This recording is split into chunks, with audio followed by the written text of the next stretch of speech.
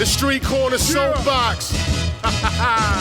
The Street Corner Soapbox with Falso and Willin. Podcast takeover. We're making a killing. Music to nightlife. Debauchery and street news. Serving it hot.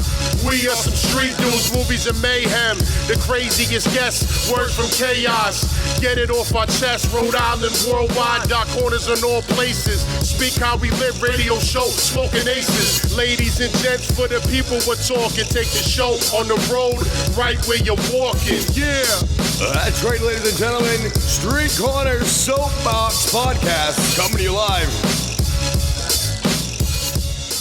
That's right, boys and girls. Street Corner Soapbox.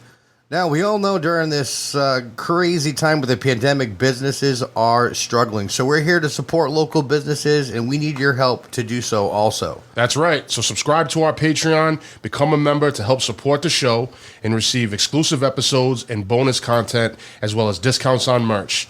That's patreon.com/streetcorner_soapbox2020. Follow us on our website, streetcornersoapbox.com. That's right, boys and girls. Street Corner Soapbox. I'm back with my brother, Lord Willin. Howdy. What up, what up, what up, what up? What's the deal? Not much, man. Good guest today. My man, Drew Collins of Hogtown Shanks. Drew, what up, what up? Drew, what's going on, brother? How you doing? Same. Good. Always busy and glad to be here. Yeah, man. Good to have you on. You're our first Canadian guest. Drew is a knife maker, an expert knife maker. Is that how you would describe yourself? Yeah, general knife maker. I guess. I don't really consider myself much. Do you call yourself a knife smith? Is that I don't know, a bladesmith, right? That's the term. Bladesmith. No, I call myself a maker. Okay. Bladesmiths generally are forging, hand forging, working with a forge, hammering out full shapes. Mm-hmm. A knife maker you might know that does that, Terry Shanks. Yes, probably the best that I know at that. Yep. Dude's killer. But yeah, I consider myself more of a knife maker. I dabble in different methods, mostly stock removal, but I also do some forging when time permits. I don't have all the time in the world, so I try to do it as efficiently as I possibly can. Gotcha. So knife maker is a good title. Okay, perfect. Long story short, knife maker. That's cool, man. It's still cool shit, in my opinion. Yeah, me too. I like knives. Who doesn't like knives? Yeah. Most people that I find that like knives have been into knives have liked them since they were like a little kid. Yeah, I feel like that's how I am. Yeah, I mean, like first time you saw Rambo, First Blood. yeah, man. All that stuff. That's what kind of sparked it. It's the influences around you. I grew up in like a rural area, so like everybody had a knife. We carried knives at school, for Christ's sakes. So. Mm-hmm.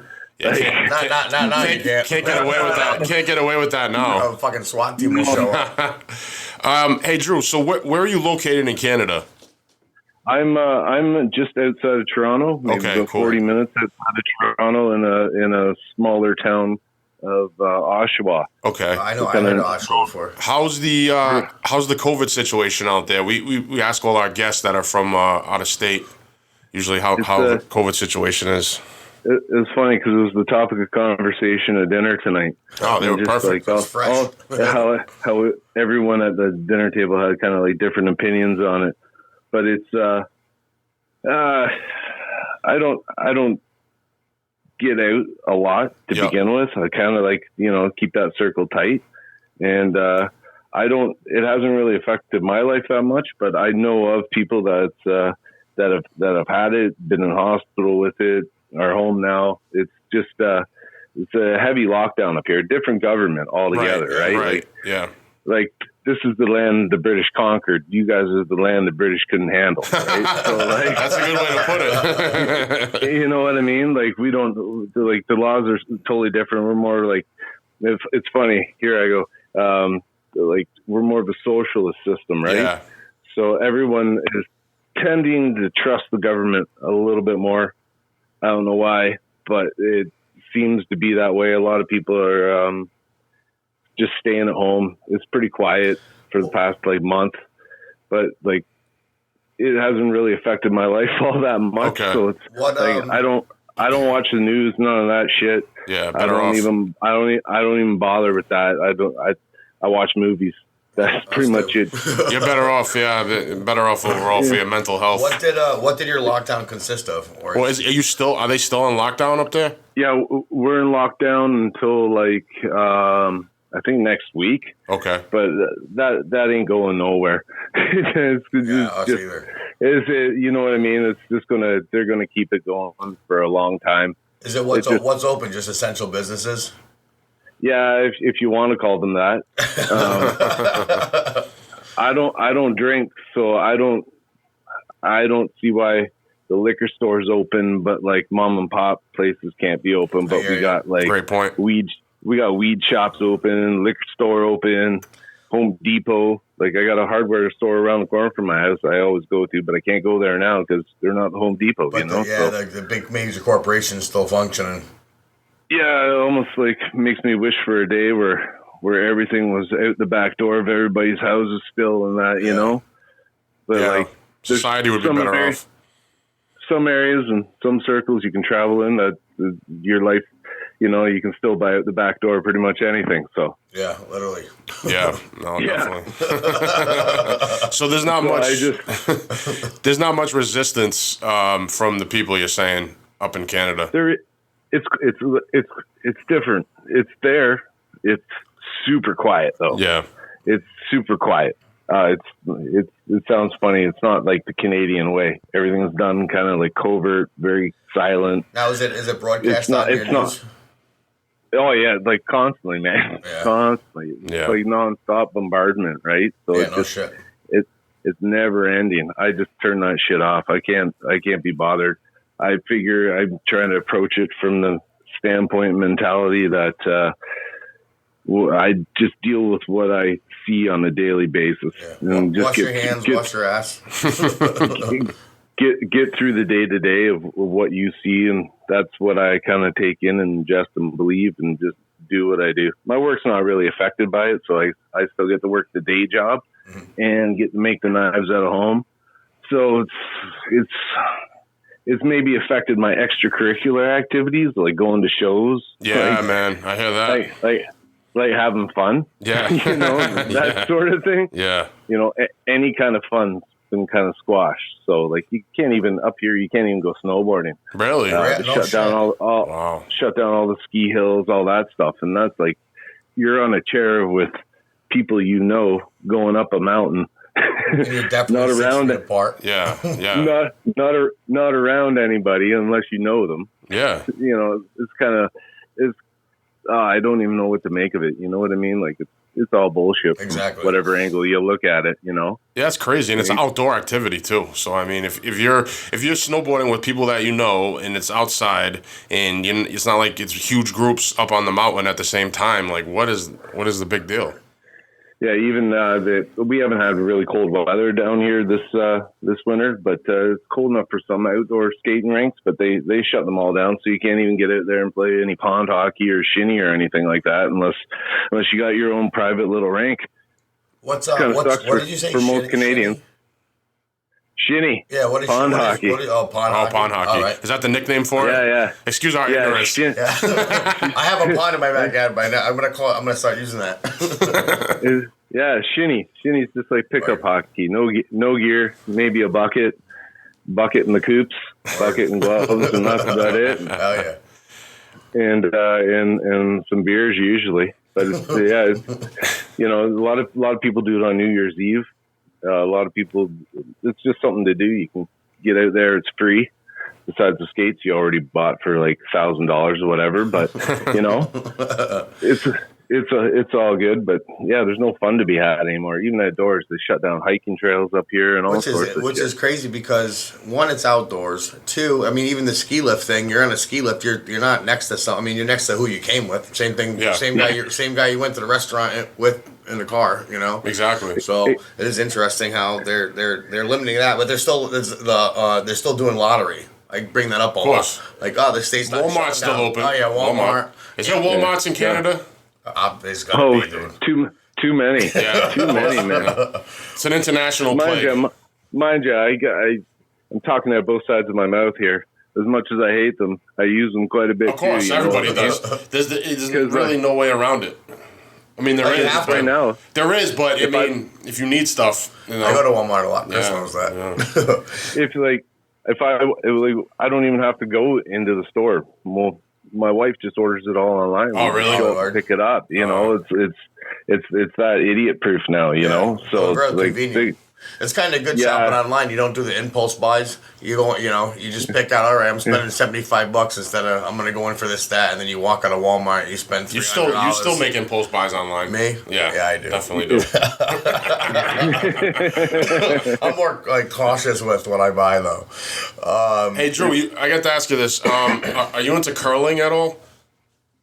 You know what? That's a yes. Oh man, here we go. I didn't know anything about curling until the Olympics one year, and I was like, "What the fuck is this?" And then it was. Oh, this is a Canadian sport. I was like, "Really?" It was mandatory in gym class in high school. Really?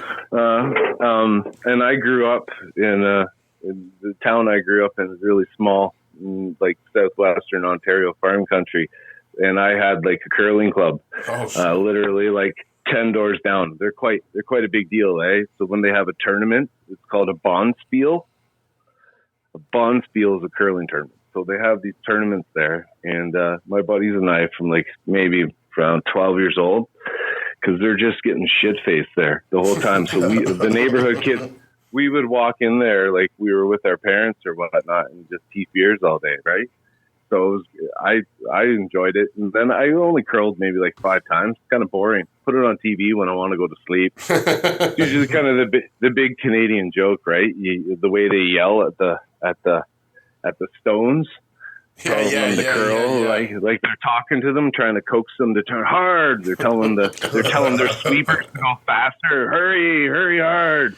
That whole thing makes us all laugh up here, but it's a big deal, man. Like they're selling out arenas, maybe like 15,000 people. Wow, going to watch crazy, like a pro bonspiel, like a tournament with like Norway coming over, and Scotland's a big team for curling.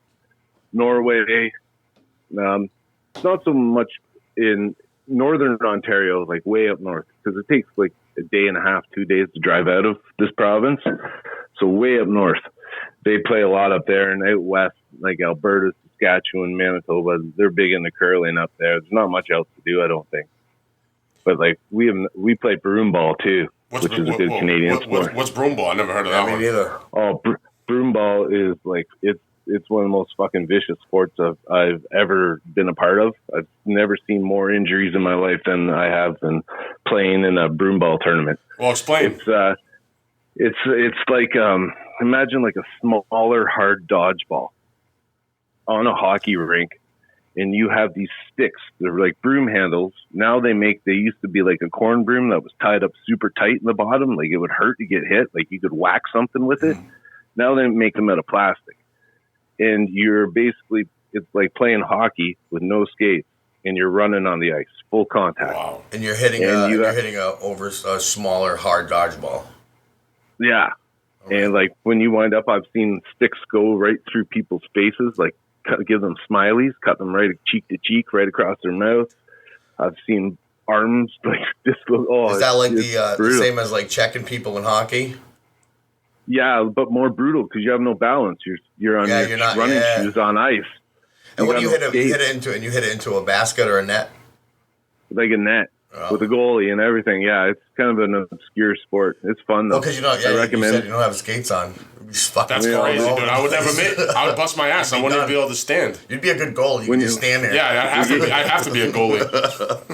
When all this COVID shit's over, we'll get you up here. Yeah, we'll get a pickup game of broom ball. Yo, broom ball sounds right up my fucking alley. But so do they wear pads or anything like when they play, like they do in hockey? Like shin pads, that's about it. Really? Shin pads, maybe like a thin, like baseball style glove with a little bit of padding in there, but that's about it. Just so you know, you get checked to don't fucking break your knuckles. There's gotta be some real crazy Canadian maniacs playing that fucking game, dude. No, dude. like it's like I play lacrosse, and I'm telling you that sport is deadly. Like deadly. It's so unknown, but it should be like on those worldwide world of sports or whatever shows that they have of those weird sports from weird countries, and like that would definitely be on there. Oh, yeah. It was in our gym. We had all that weird stuff in our gym classes growing up. It was awesome. Well, maybe this podcast will help get it some exposure. Yeah, broom ball. Yeah, well, I'm down. We're gonna start up the first American Olympic team of broom ball. We're gonna start up a squad out here, dude. Yeah, I'll put a thing in the backyard, dude. I'll make a ring, bro. We can do it right in the pond. Yeah, there's a pond right over there where we're fucking across from our recording right now. In a month, we'll go out there. I'll get some skates. Actually, we don't need skates. I can't skate anyway. We'll put Converses on and just fucking run. So, do these sports, are they like kind of giving hockey a run for its money?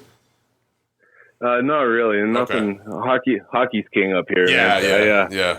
I grew up playing hockey. Like I played, like a lot of hockey. Most kids have played competitive hockey, like from a small town, Ontario. Like I'm pretty much only speaking from my experience, but it's pretty serious from a young age. Like I know kids that are like 9, 10 years old, like training. Oh yeah. It's 3 or 4 days a week, like going hard. Like that's not uncommon. That's kind of normal up here. It's scary, but it's true, man. Like it's hockey's king. Hockey's king. Yeah, I mean hockey. Yeah. All respect to hockey. It's a tough fucking sport. I mean, I don't know if it's as tough as broom ball, but it's definitely a tough sport. I mean, I've hung out with some actually Canadian hockey players over the years. And the other thing too is I don't know if you know this, but we have a high school out here where we're at. It's called Mount St. Charles, and they have one of the best hockey fucking programs in the country. And they actually recruit kids from Canada, and some kids actually move here from Canada just to go to the school. So I know that my son trains with a couple different guys for lacrosse, and his one trainer actually plays for a private prep school up here, and he's down in like Massachusetts area, that's right. Yep. Rhode Island, Long Island. He's everywhere all over the East Coast every weekend from I would say the end of November all the way to February. That's in his league. That's in the prep school league or whatnot. It's kind of another world, but yeah, it is. It's I definitely know how big of a deal it is down there. It's American hockey's a lot different, like the system. Really? Growing up, how so? Like playing hockey is a lot different.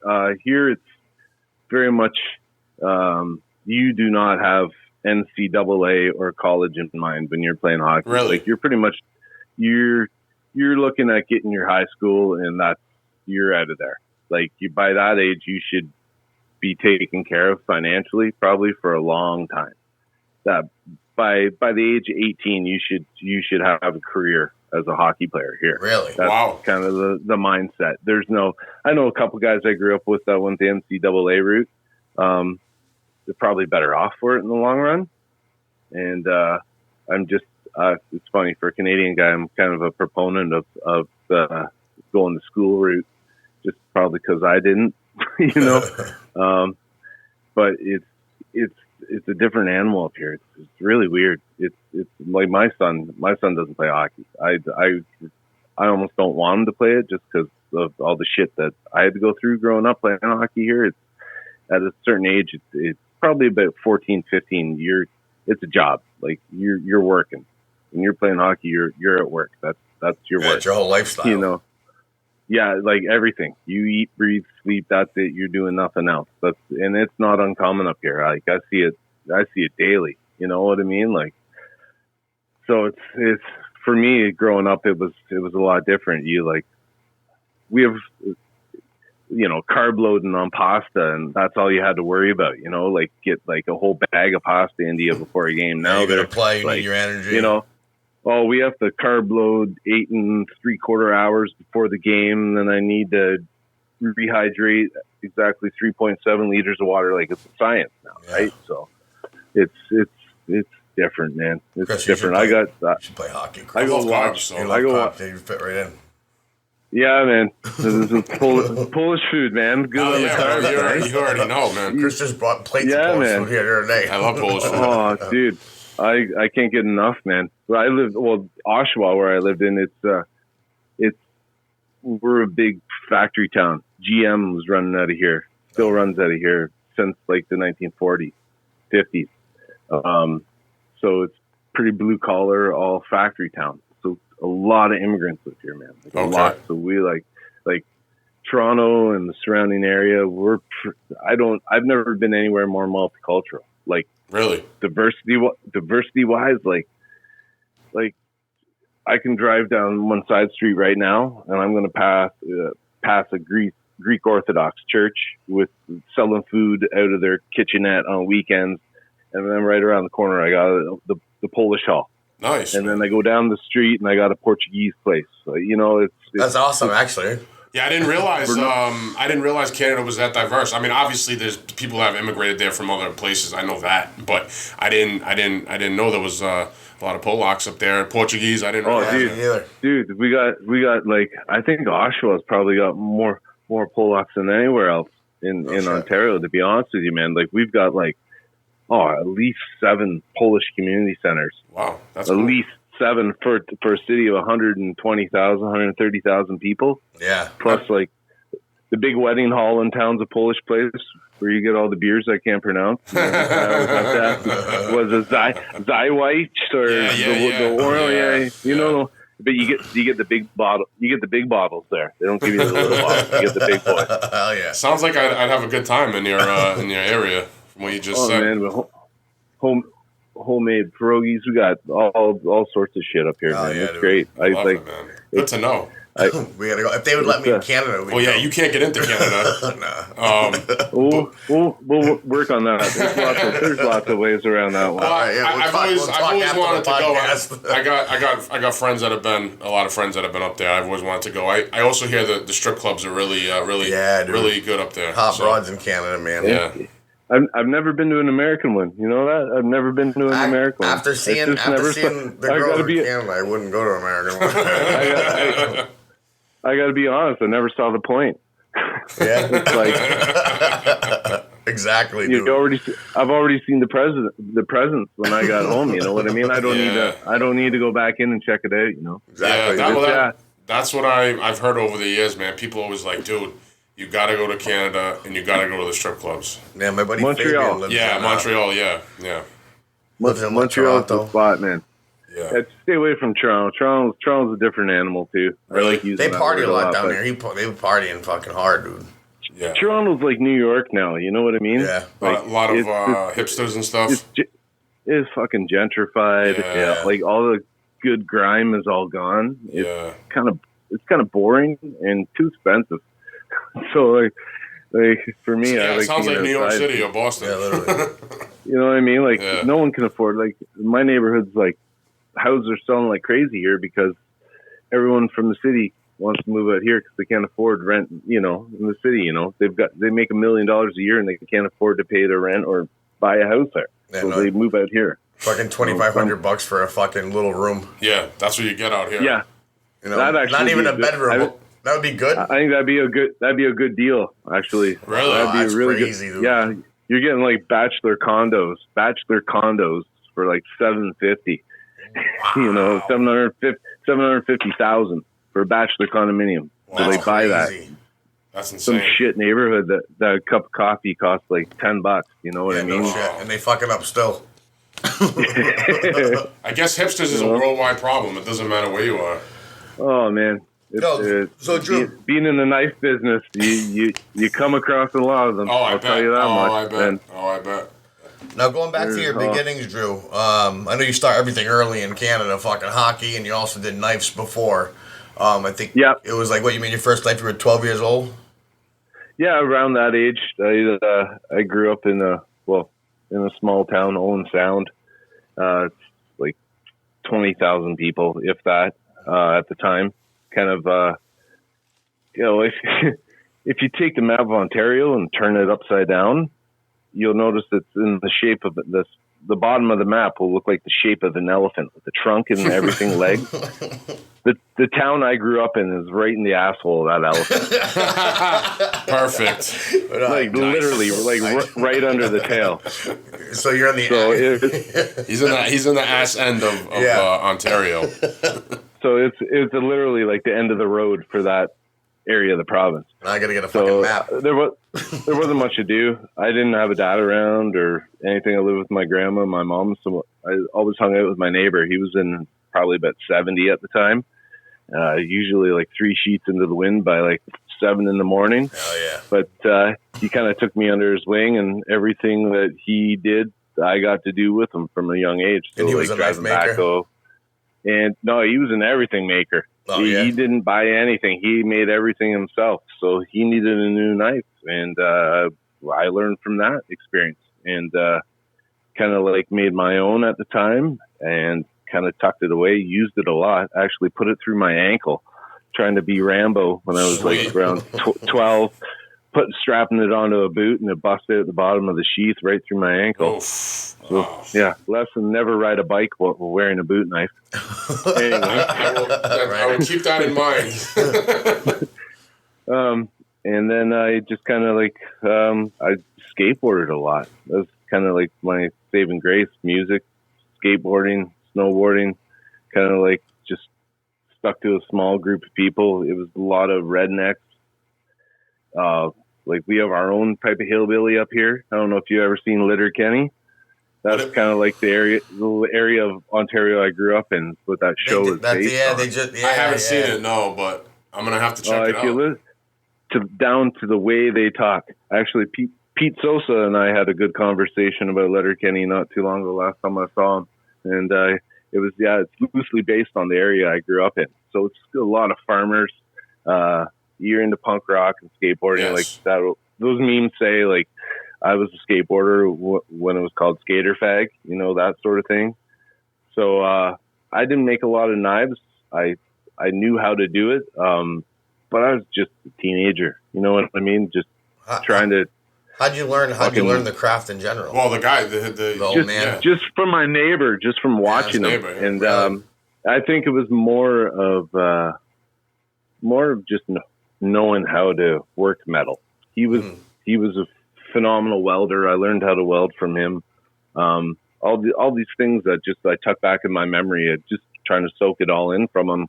Oh, yeah. I didn't have a dad around to learn from, so like any guy that was around, I was trying to just soak in everything, that I was at the time. I learned how to be a dude. Oh yeah, and he was your role model. Yeah, exactly. Yeah, and so his name was Harold Frank. Well, shout out to Harold. He would take me fishing 4:00 in the morning, take me fishing from 4 till late noon. I'd be cracking beers for him at 5:30. Normal kid shit, right? Like here he's had too many beers and he's on the tiller motor of the boat, and I gotta like roll his cigarettes for him because he smoked Daily Mail tobacco with Vogue rolling papers. Nice. So, learning how to roll at a young age comes in handy. Yeah. So sounds like Harold was a fucking man's man, dude. Yeah, that's definitely what it sounds like. And but yeah, and then as I got older, I just kept craving making something. Like I worked for a long time as a jail guard. I went to school for criminology, and I worked for 10 years as a jail guard. And during that time, I kind of fiddled with metal and doing that. And then I started to get real serious about it and said, fuck this shit. Stopped doing that awful job and just started working with metal, welding, building stuff. And then, it's just kind of spiraled from there. Just started making knives one day. I'm like, fuck it. I'm going to make a knife again. It's cool. I like making the first one. I'm going to do it again, see how it comes out. Dude, I blew up, Yeah. Like there's no going back from it now, it's kind of like, it's kind of in the blood, I had it all along and I just got lost along the path. Now you were correctional. Well, before that, so as a teenager, were you also collecting knives? Like, did you have a pretty big knife collection? Yeah. Swiss Army knives, stuff like that. Like I had a lot of knives from fishing, a lot of slip joint folders, stuff like that I inherited from my grandfather, neighbors. Like the town I grew up in, it's hard to describe. It's so the population at the time was aging, like really old. Like everyone that in my neighborhood was either my age or in their 70s or 80s. So a lot of these people were like giving me things all the time. All these older people. So I was like, I've got like pipe knives from like early 1900s pipe knife from England, from Sheffield, and like I've still got them to the States, but like just little like kid knives, I call them, like stuff that I thought was cool, like Swiss Army knives that were fucking huge that you couldn't even put in your pocket, that sort of thing. And I just never got rid of them. Like just even the ugliest little folder I found at a flea market or a yard sale for like $2, I grabbed and I just keep, just because I maybe it was like OCD or something, but yeah, but you know what? I can relate to that because I collect knives. I probably definitely don't have a big collection like you, but everything I do, I'll get all custom made, and I'll always put my last name and everything. So like when I die, I can hand shit down, like kind of like what happened to you. You know what I mean? People get your stuff or whatever. I think that shit's dope. Like I don't like to this day that I can pull at the knife. I don't remember the name of the person that gave it to me. You know, like it's just there's like metal in general, I think has no life to it, but when somebody puts their hands on it, it kind of gives it it's like energy, something different. Yeah, like there's some sort of chi, yeah, you go. Life force in it, but until that happens, there's nothing in it, and then that energy gets transferred. I think. Yeah. I don't. It's kind of the spiritual side of it all. No, but you know what? Actually, no, I was just gonna say you brought up an interesting point with that because that's what the Japanese believe with the swords, with the samurai culture. And I haven't really studied knife making per se. Like I've never really gone and hung out with somebody more experienced than me and learned from them and their little tricks and that. And to be honest with you, I've had no interest in that because like I'm kind of having fun figuring out my own way. Oh yeah. But it's that connection. It's the soul part of it that really it's hands on. You're actually putting like your energy in it. You can't shake it, and so I've always kind of looked at it from that soulful standpoint. And the only people that really truly get into that are not in North America. You got to go to Japan, China, different places that you're gonna, that this isn't something you got into like 20 years ago. This is something that comes from a long lineage of shit, like you got to respect that, take it serious. There's no fucking around with it. You get, it's real, that's life. It's not playing knife maker like you see a lot of people do, like hobbyists and stuff like that. Like when I'm making a knife, I'm all in. Like I might walk away from it for 5 days because I ain't feeling it.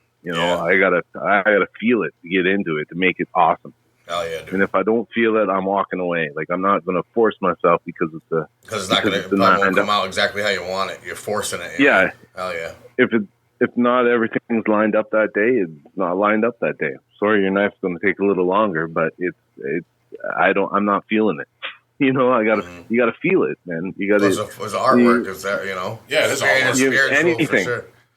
Well, even like music, Chris, you can probably relate to that. Like I played in bands for a long time. I grew up playing in a lot of punk rock bands, and you'd never want to put anything out or do anything that sounded like something you didn't feel. Right. It's not real. There's lots of pop bands out there that are more than capable of doing that, but like, I try to keep a more spiritual side and listen to that chi. Like I respect that a lot. Life force out there. I'm not in the business of making money. I'm in the business of making something pretty fucking cool. Yeah, that means something. That has real meaning to it. Yeah, exactly. What's your favorite knife that you own? Do you have one? Yeah, it's like an old slip joint Irish fisherman. Nice. I believe it's called, and it's got like a net repair saw and like hook on the one end. I don't even know what it's really used for. Probably something back in the day. It's got a little blade that comes out the other side. One side of the handle is half fallen off that I've never repaired, and the pearl laminate's starting to peel a bit. but that's my favorite knife. I carry that every day. Oh yeah, gives it character. When it's a little worn. Peel an apple at lunch with it and whatnot.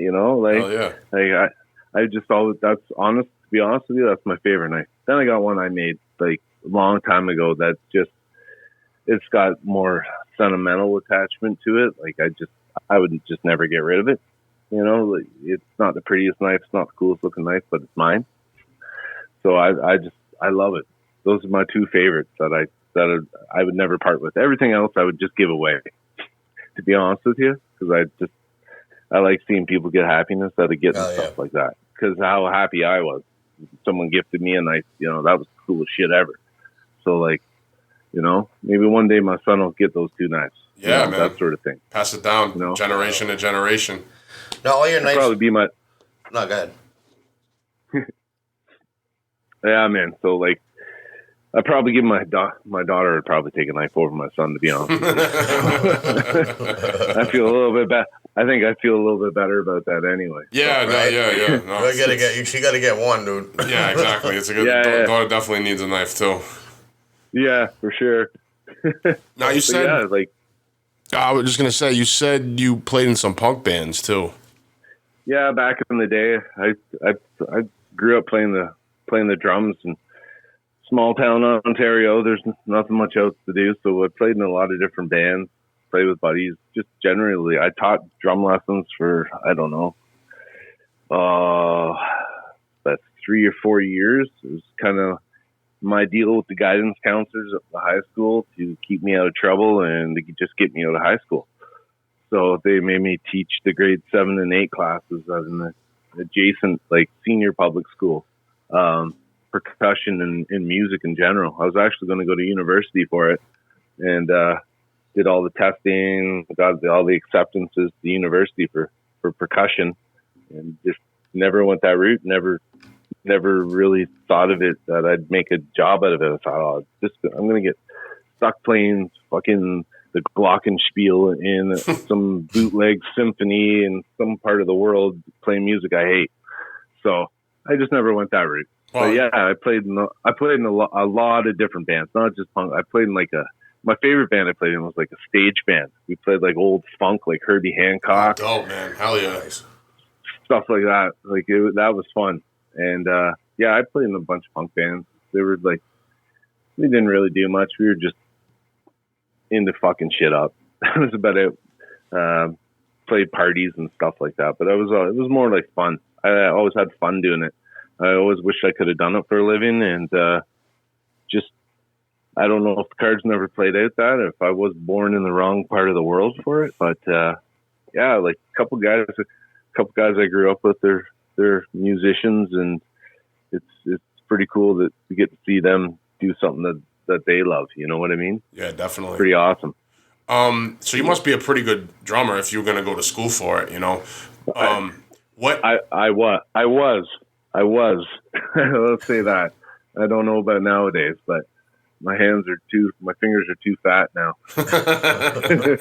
What drew you to punk rock? How did you get into punk rock? Oh, 100% skateboarding, man. Okay, 100%. Makes sense. I still skateboard occasionally, not very much. When my daughter and my son want to go to the skate park, I'll take them and whatnot. Dad'll do one lap and then I'm done.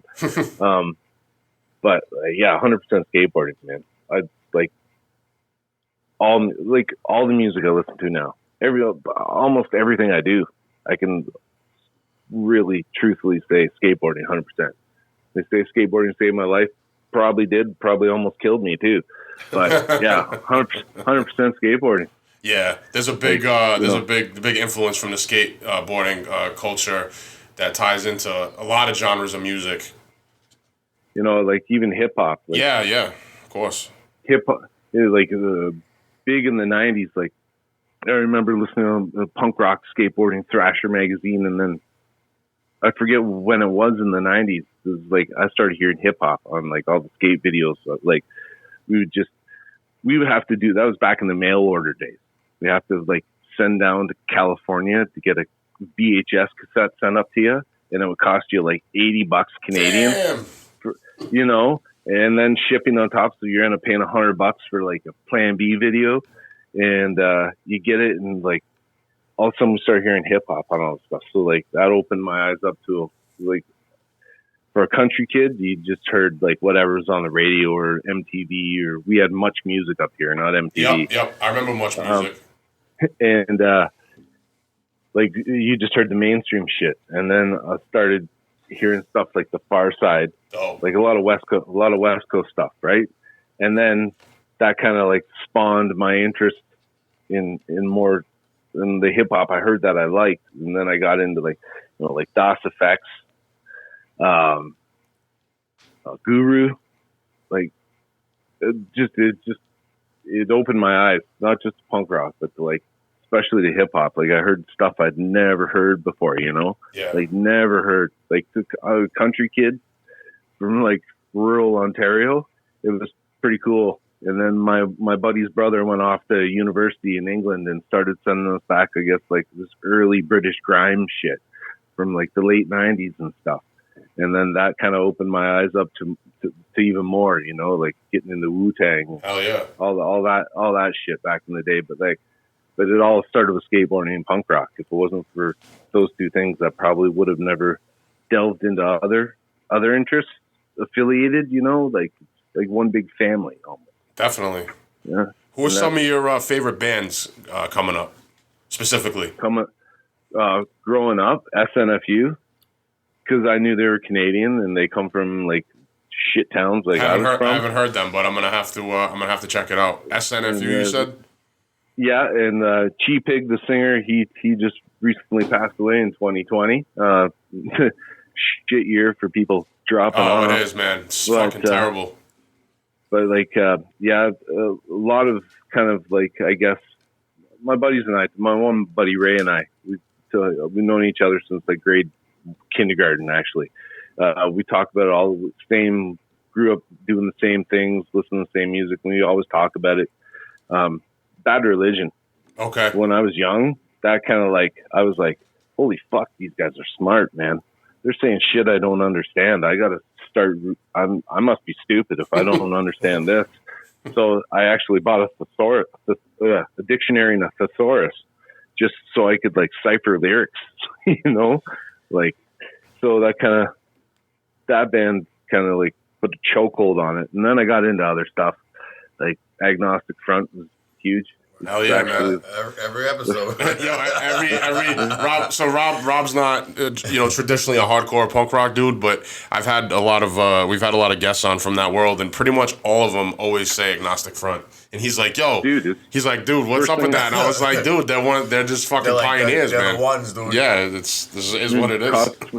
Cause for alarm. Yeah. First thing I ever stole in my life was from a used CD tape shop at a beach near Owen Sound. A local stoner guy ran like a used record shop, and my buddy went up to the counter and talked to him. And I'm like, I'm fucking getting this. And I had the CD. Yeah, keep talking to him. I had Grab his the CD. It was like $3 or something stupid like that. It was used, and I got that home, and I was like, this is nuts. Like that was like. Then it just like it got crazy after that, which is awesome because I just started like it's like going down a rabbit hole. It's never ending. Oh, you know what I mean? I know. Like not just Agnostic Front, like not just New York, but like it just goes worldwide. Oh, Europe's like, huge. Oh, like everywhere. the underground. Yeah. The underground is the place to be. You know, that's where all creativity spawns from. You know, that's kind of. That world kind of opened my eyes to that. Like, you don't have to be a part of anything that you don't want to be, and you just do you and fuck it all. Yeah. No, you know? I still think like that. You know, and I try to teach my kids that same mentality. It's hard for them in this generation, but like, you know, not to concern yourself with so much with what others are thinking of you. Just worry about you and making you happy, and that's kind of like the ethos of the whole scene. You know what I mean? Like you're doing this for you, not for anybody else. No, that's like that. It goes right back to my knife making. Like everything starts and ends with like punk rock, hardcore skateboarding. even my knife making, like it goes right back to that ethos. Like I want nothing to do with the knife community and hanging around talking about knives and stuff. I just want to connect with people that are kind of are on the same wavelength as me, Yeah. Never really felt like I needed acceptance. It's always nice when people give you props and stuff for your knife making, especially other knife makers and that, which I take to heart. But I've never really looked for that acceptance. Like a lot of people do, a lot of people need that accreditation, I call it, that reassurance that they're doing something well. I don't really give a shit. It's kind of like the energy thing you spoke about like earlier. Same thing with cooking. Cooking's like a form of art, and people say, "Okay, you made it. I made it with love." You know what I mean? It's kind of what you're doing into your artwork. I'd say so. Yeah. It honestly makes a big deal. I think. There's a lot of knife makers out there that I love their work. I love what they do. I love their final product, but I know that there was a lot of machines in the process of that. Yeah, you were saying that earlier in the show. You don't use a lot of machines, right? I can't really justify dumping all my pocket cash into buying more machines when I know I got it honed in with my two hands. Like I know what I can do with my two hands, and that's the limit. Like it's not about. It's for some guys. It's very like. How do I describe it? Like very linear in thinking. Point A to point Z. See Z, not Z. point A to Z, and those are the steps you take. Like I started A, and it doesn't matter how I get to Z. That's the way it's going. Like I'm going wherever I need to go to do it.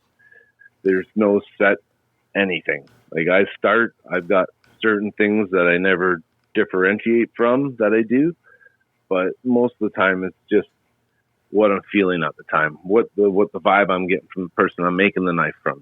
Like what they're into. I can kind of feel what they would like, and I can put that into the knife. Not just doing exactly what I think the knife should be like. Yeah, exactly. If that makes any sense. Yeah, you kind of take out like their personality a little bit to it and fucking hone it into like what they're. Oh well, what do you do? You hunt? Do you fish? It's an extension of the person, of their personality. Like I'm trying to think. If I was to make a knife for you, I first thing I'm doing is I'm looking at how big you are. If it's just through pictures, I'm trying to judge how big you are by what's behind you. Really hard in some angles, and then I'm going to look at your hands. I'm going to, if I got to pull up numerous pictures, if you don't want to send me a picture, I'll pull up numerous pictures and try and judge how big your hands are. Because that's a big thing. If you got big mitts, you got big fat fingers like I do. That's what I got. Yeah, you can make a knife. The same knife you make it for Chris. You throwing hands at all in your life, your hands are mangled. So you need something that you can hold easily, number one. Number two, it's got to feel comfortable. Number three, it's got to fit your fucking hand. You don't want to have a knife with like two fingers on it unless it's designed for that sort of thing, But it's got to be, there's got to be that connection, You got to be able to pick it up, and it's got to feel like a part of you, an extension of your hand. It's so cliche in knife making, but yeah, it's got to be an extension of your hand. Yeah, and there's only one way to do. Only one way to do that. Body. Yeah. Only one way to do that is to form a connection with the person. Otherwise you're just guessing and using your machines. My machines will solve every problem. There's a tool that knife makers use to even up the plunge cut. The plunge cut is where the handle is meeting the blade part. That line that forms on both sides of the knife, the plunge cut, next to the area that they call the ricasso. There's tools that guys buy that line those up. They're called file guides. And you can clamp them on so that when you grind the knife on your machine, that it will form the same pattern on both sides. I've never used one. I was always taught to use my eyes. I'm looking at a knife of yours right now, and I see the plunge cut, and it looks official as hell. So I've always been taught, like I'm a welder by trade. So I apprenticed under a lot of like old school Russian dudes, and Italian guys. And there wasn't we didn't use levels on anything.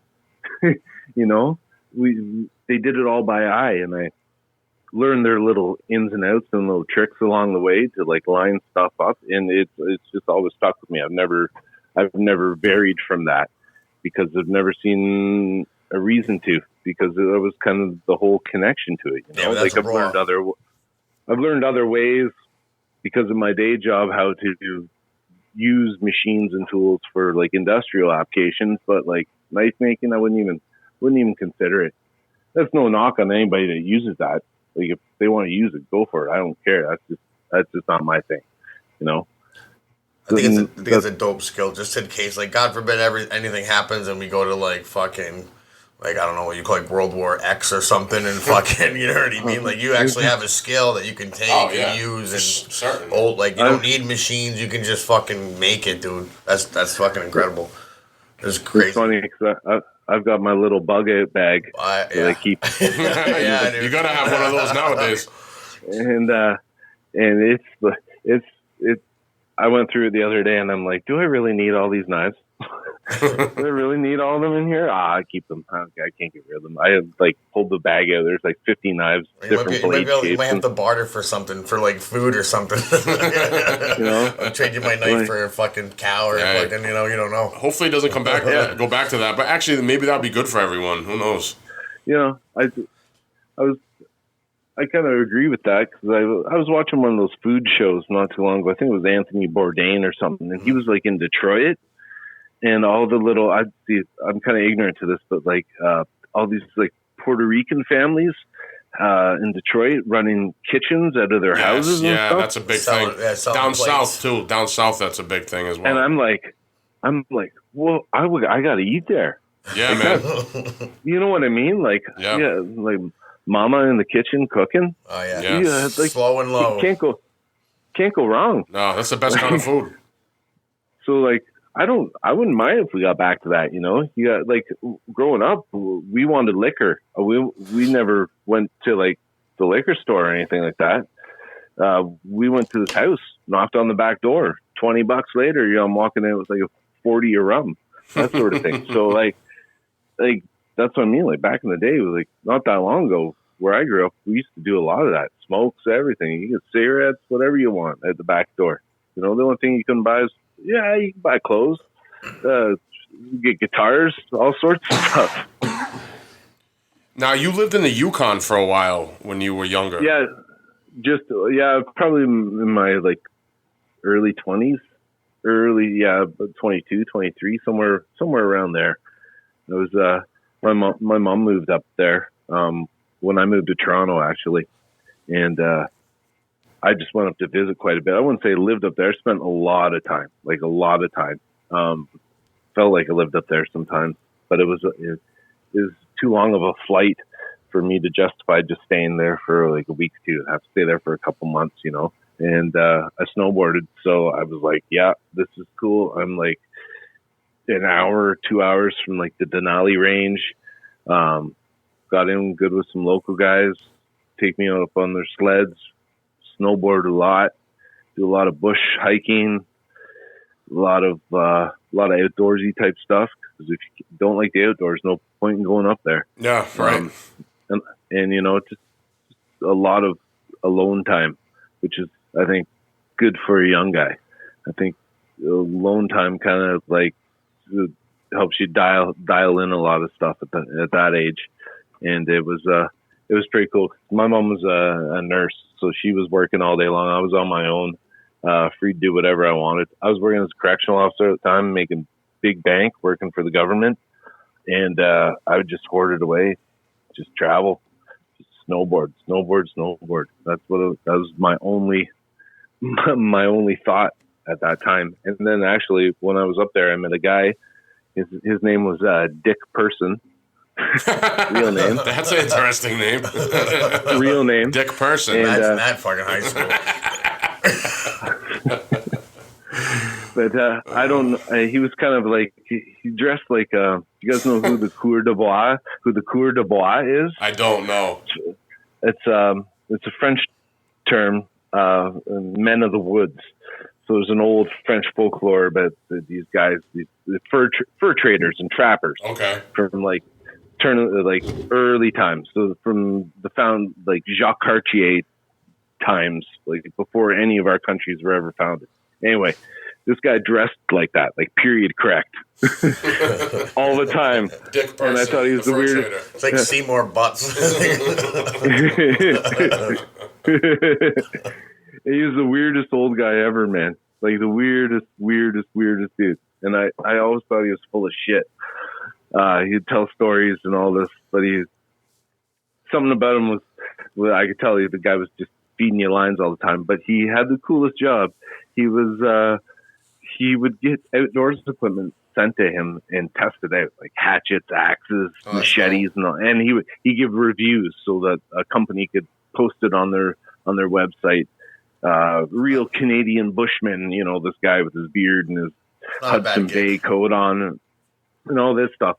But he actually kind of flipped the switch in my brain. Like I could make you shit. I could make better than that. I'm pretty sure.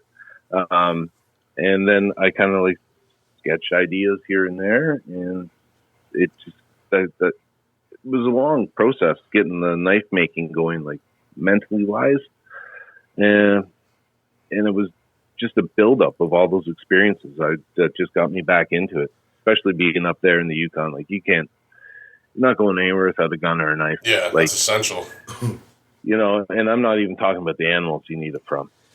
So yeah, right. No, I can imagine. It gets pretty sketchy. The further north you go in Canada, the sketchier it gets, eh? So it's kind of weird. There's big cities and bad neighborhoods in big cities that I'd walk into over going up certain areas up there.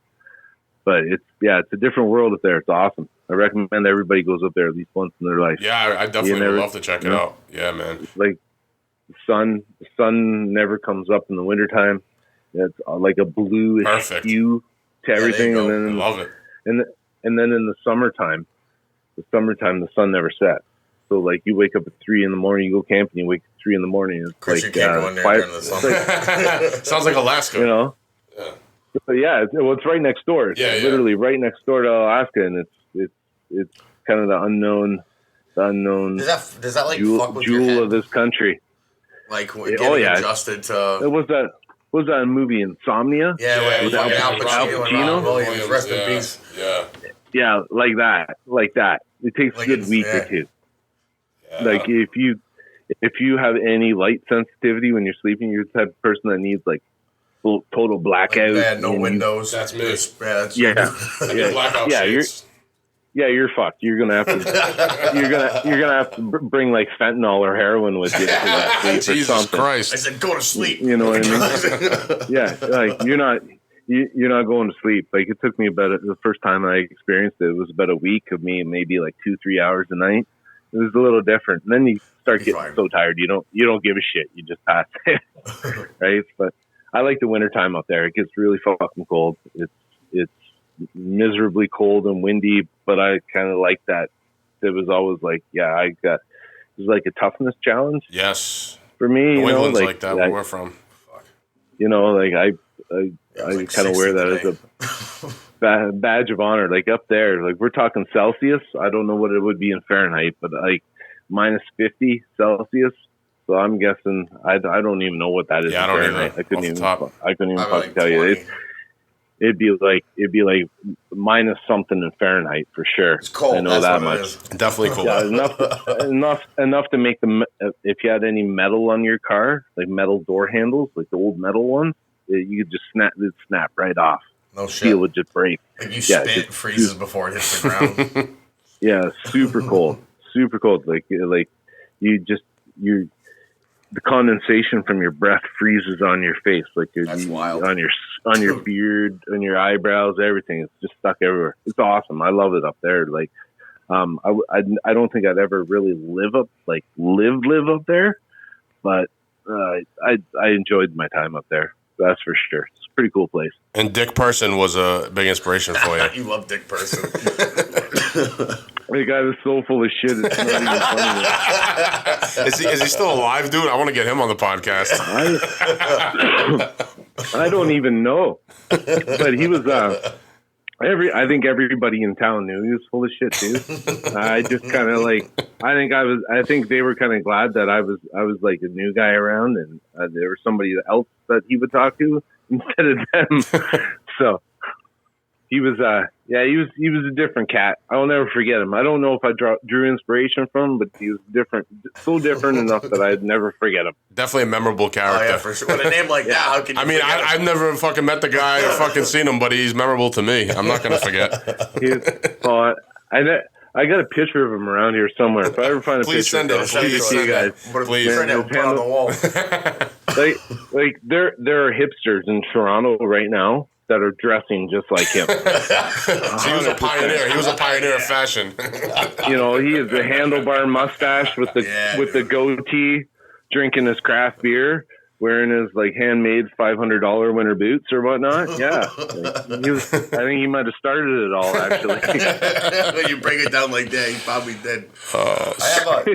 Drew, I got a general knife making question for you. How the hell? How do you put they actually fix the handles onto the knife? I know they got the holes through it, and it looks like steel's through it. But how does it actually like adhere to the blade? The way I do it is basically you're attaching it using a mechanical application, which is your pins. Mm-hmm. Either you see a steel pin in there. Sometimes I'll use like a carbon fiber or phenolic resin, which is just a fancy term for like a cured plastic, almost. And then what is underneath the handle is epoxy. So basically I create a pocket in the handle for the epoxy to sit. Put the mechanical application on there, and then peen the pins. Mm-hmm. So I'm hitting the pins in a manner that I'm making them expand inside the handle and the steel tang of the knife. Okay, if that makes any sense. Yeah, it makes sense. And that mechanical connection alone, I should hold the handle on by itself without the epoxy. The epoxy is just added assurance. And knife making is not really that complicated or hard. Some guys are going to convince you that it is, like it's an exact science and stuff, and I'm sure it is to them. But to me, it's just like, just make it practical, keep it simple. It's definitely old style. I mean, knife making been around forever. Beginning of time. It should be more simple than technical than anything. And like that's just one method. Right? Mm-hmm. Like there's so many guys might prefer a hidden tang knife. So that's where you won't see the metal spine of the tang of the knife. You'll see it hidden in a block of wood, maybe with one pin locating where the metal tang is sitting, securing the blade inside the handle. Okay. With epoxy pooled inside as well. That's another method. Another method is that as sturdy as the first method? Because it's hidden, less steel. I guess you'd say. I think each one comes with its own set of difficulties. Mm-hmm. Just depending on what level of difficulty you feel like handling all the time. Yeah. Once you get your process down that you like to do a certain method, a certain way of doing that job. Then you feel more comfortable, and then you get you know exactly what you have to do to get the job done. Gotcha. So for me, I've done hidden tang. I've done full tang is predominantly what I do. There's also 3-part construction where it's basically, it looks like it's like the tang of the blade is hidden inside, but sandwiched between like 2 pieces of wood with another piece inside in between. So you're creating like a sandwich around the tang of the blade with a pin and epoxy holding it all together. I got you. There's so many different ways. There's guys that will there's like old school Norwegian guys that will cast like like the actual brass onto the handle and stuff, which is super cool. I've only ever seen it done a couple times. But like, Yeah, it's basically what I'm comfortable with is what I predominantly do. I do some hidden tang here and there. It's a little different because you got to watch where you grind the handle, the shape of the handle, because if you grind too much, you're going to bust through and you're going to see that tang, the hidden part inside, and then Take it off and nothing. You got to take it off and start all over again. You know what I mean? Yeah. So I started watching that show. You watched Forged in Fire? Yeah, I'm guilty of it. I binged it. I binged it hard for like 2 days. You told me that. Yeah, it's cool seeing that stuff. I got a couple nights with like I'm gonna probably say it wrong, but Damascus steel, I believe. I think it's where they just layer it on top of each other, I think. Yeah, that stuff's super cool. It's super expensive.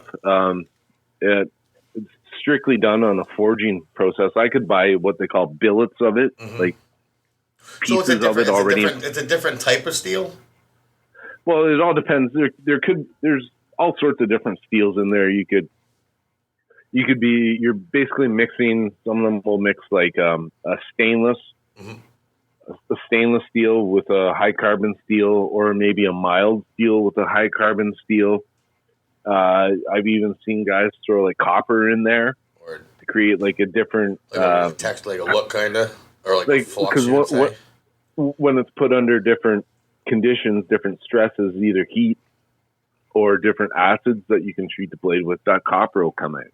Right, so you'll get a blade that has this spiral pattern of dark and really bright the dark carbon with the shiny stainless with like copper swirls through it. Yeah, stuff. looks sick. Huh? It gets super cool. I totally respect the guys that make all their own and do that. Like that's it. You need a lot of gear to do that, or a lot of time. Neither of those I have. All right. I ordered one from Russia. You brought up Russia before, like the knife making, and they sent me a kitchen knife, like one you would see like the outdoorsmen's, like on like a cooking show or whatever. It's like it looks kind of like a cleaver. I bought one of those, and that's a sick knife. Yeah, it's all handcrafted, and they actually did cryo freeze. So I think they dipped it in liquid nitrogen. I don't know if you could actually, maybe you might be able to explain the process to me, because I'm not sure. I just thought it sounded cool. Treated, it's a super steel. So super steels are different than high carbon steels. Okay. Super steels are made by scientists, ultimately metallurgists and whatnot. Really? And they combine the properties of a stainless steel and high carbon steel all in one shot. So whereas high carbon steels, which I predominantly use, just are a hardenable steel. It's up to you. They're going to patina. They're going to tarnish over time. They're going to change color. Whereas super steels don't. Generally, like it's stainless steel, not stain proof, right? Yeah. So it's generally their abrasion resistance and their overall longevity might be a little longer because you don't have to take as much care of it. If that makes any sense. Yeah. With a hard carbon blade, you're going to be required to maintain that blade, keep it oiled. I like them because they retain their edge better than super steels. Super steels are hit and miss. They're usually a finicky scientific instruction to harden the steel. You have to have ovens. Well, a lot of knife makers have heat treating ovens anyway. But they can't be exposed to oxygen during the heat treating process, so they have to be wrapped in like a stainless steel foil, sandwiched between two aluminum plates to cool them down. It's quite a process. It's really, really a process. A lot of knife makers I know that deal with super steels send it out to a heat treating processor, somebody that actually, that's all they do is heat treat steel for people. Yeah. So it's a great steel. It's a little bit more money, but if you can get it at the right price, why not? Right? Like, this knife is expensive as fuck. Yeah, like the Damascus steel is super pricey. We're talking, I'm Canadian, so my pricing might be different, but like $45 an inch, square inch. So if I needed 32 inches, you do the math. That gets expensive. Yeah, that's pricey. So I've only done 1 or 2 knives in Damascus before. The stress is unreal because I don't want to make a mistake at all. Making a mistake costs too much money, type thing, right? So, they're super cool. I like looking at. I'd love to own one. I've got a couple of makers in mind that I know that make them. That one day I'll be able to afford one from them. Gardner Knives out of Australia. He does Baz, I believe is his name. He makes some of the coolest Damascus I've ever seen. Predominantly chef's knives, cooking knives. Yeah. But like they're just unreal, man. Like, and we're talking this guy's a pretty unique individual himself. So like I follow his work on social media, and I would love to own a piece of that guy's work because you can tell there's a lot of soul in it, you know? Yeah. Now, Drew, you worked as a corrections officer for a while. How did you get into that trade? By not doing well in high school. All right. Well, me too. It was like a buddy of mine. He got into it, and he's like, "Listen, man, you go to take this at college for a year or two, and you'll be working. You'll be making good money." I was like, "Oh man," and like. I was like, is there drug testing, all that shit, you know? Because I was like, I was in my 20s. I wasn't willing to change anything I do at the time. So that's how I got into it. I went to school for a couple of years. That's where I actually met my wife. I worked at the big jail that was for downtown Toronto, the Dawn Jail, till they tore it down. I worked there for a while. And then I got funny stories, but like when I was working there, I started bumping into a lot of cats I knew. That were doing time. Yeah, guys I chill with all the time. Yeah. So it wasn't a bad spot to be in, but I found I had more problems with the dudes I worked with than the clientele. Really? Yeah, like that makes sense. I think he's a punk rock kid skater. You know what I'm saying? He's going to work for a prison with his rules and people that are following the book. Into trouble. Yeah, I don't mind telling this story because this one's kind of I find it funny now, but it was kind of serious at the time. But there was canteen, right? Yeah. Every guy on range was getting their canteen bag for the week, like their fucking like store Mr. Noodles, and like that's what you have out there. So we got ramen. You got Mr. Noodles. That's the Canadian version. Yeah. So we get they'd get at the time you could smoke in there. They get the pack of smokes and do whatnot. Irish Spring soap. That was the only soap that they could use. And I was giving out the canteen bags, and I dropped a bag. Like a fucking 8-ball dropped out of it. And I couldn't even tell you how much heroin was in there. Oof. Wow. And my captain was right behind me at the time. And I was like, oh, because to be honest with you, I didn't want any problems there. Oh, yeah. I probably would have just put it back in the bag and just handed it back if no one was there. I didn't see it. You know what I mean? Yeah. I straight up, I would have done that. I wouldn't. Fucking 22 years old. I didn't want those problems. I just wanted the paycheck so I could go snowboard and do my fuckery, you know? Well, dude, imagine if you didn't fucking give it back. So that kind of did me in. It was like fights constantly. I got cornered in the elevator by 3 dudes. I had to fight my way out of that. It was gnarly. So I took a transfer to work with kids. And I worked with kids for like 9 years after that, like kids from the ages of 12 to like 20. You didn't have to worry about too much heroin. Yeah, like I didn't even mean to. You know what I mean? That was like it would have made a good movie at the time, like a good story, like getting followed home from work and shit. But yeah, I took a transfer to work with kids, and that was all right for a while until you realize how fucked up the actual system is, and then you want nothing to do with it, type thing. But it was eye opening, man. I saw a lot of crazy shit. There's a lot of fucked up kids out there. You know what I mean? Yeah, a lot of kids that don't have a hope in hell.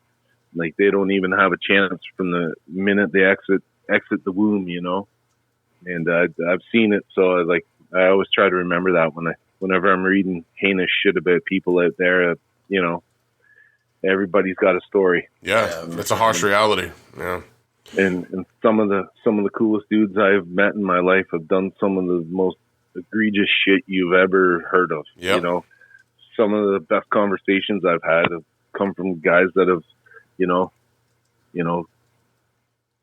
probably done some shit that I don't want to even know, that sort of thing. And I honestly, I love those times.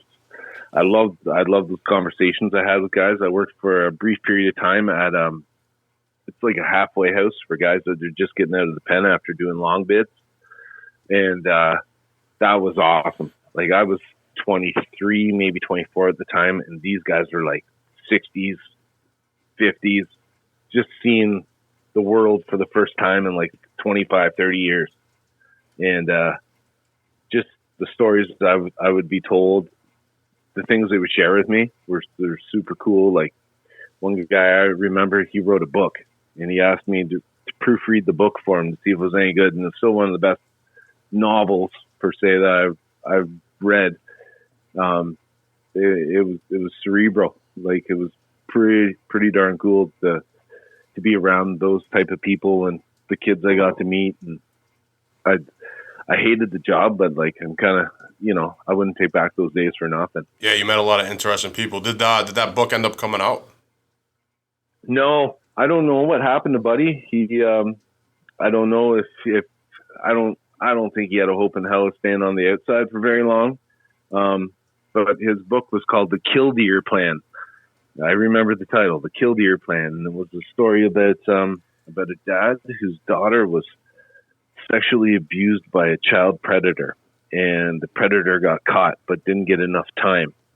So the dad went and robbed a bank so he would get sent to the same pen and planned this guy's murder over the next 5 to 10 years that he was going to be locked up with this guy. It was really cool. There's some movies cool. Like that. There is a movie just like that. Well, there's a couple movies like that. I wonder if yeah. And this guy had like no access to like, he wrote this that was about 90, I would say 90, 98. He probably would have wrote in that book. He said it was around the early 90s, maybe 91, 92, somewhere around there. But yeah, it was eye-opening. There's a lot of dinks I met too, like along the road. A lot of guys that I would have loved to meet on road somewhere else outside of work. But, you know what I mean? Some guys had it coming, but I think everybody does. Doesn't matter where you come from, what you've done. Everyone's got to pay the piper eventually. Yeah. Now, being into knives and working in a prison, I'm sure you came across some shanks and shivs and. Well, that's kind of where I get the name from, eh? Yeah. It's kind of like pays homage to that. Like I've seen some pretty ingenious stuff. Yeah, like a newspaper knife. Yep. Which is super dope.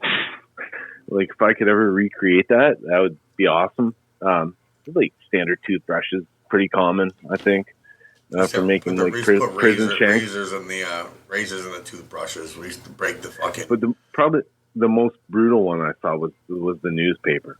It was approximately anywhere between 500 and 1,000 sheets of newspaper rolled up so tight over the course of I don't know how long, until the cone end of it was so hard that it was like a baseball bat, and the bottom had such a spike it would just pierce right through skin without breaking, without anything. It was ingenious. Was it like cured? It was just off of force, just like by constant twisting. It was hardened, apparently. What I learned from talking to guys, it was apparently hardened by using a mixture of water, cigarette ashes, and toothpaste. Like a paper mache kind of thing. That is ingenious. Yeah.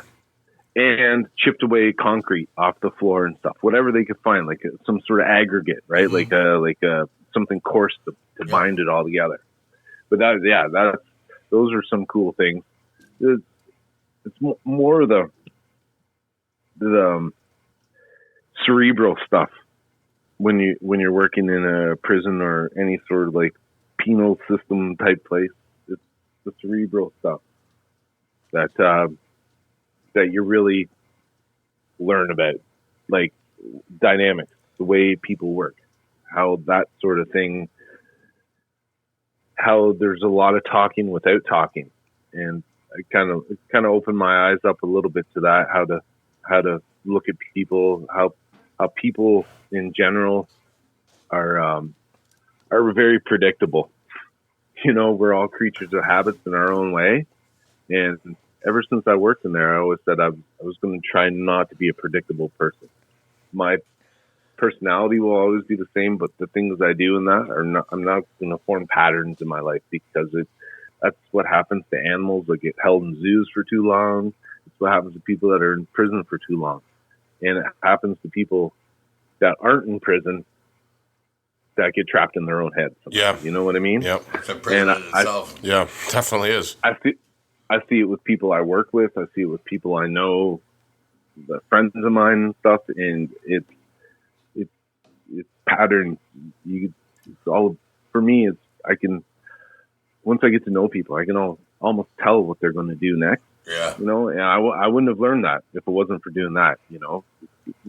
Knowing when a place is about to, sounds bad, knowing when a place is about to pop off really bad and getting the fuck out of there before it happens. Yeah. You learn how to read a room, body language. Yeah, like, listen, it sounds bad, but it's the reality of it. Listen, I don't want 5 hours of overtime paperwork because I witnessed you get your fucking head kicked in.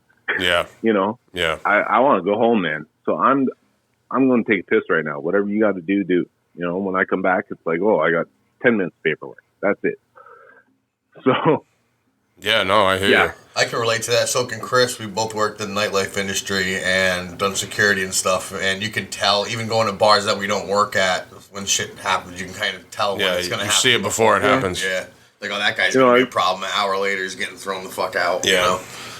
You know, and then you slowly learn over time. It's like, it's not the ones that are flapping their gums you ever worry about, you know? No, it's the silent ones. Never worry about the man.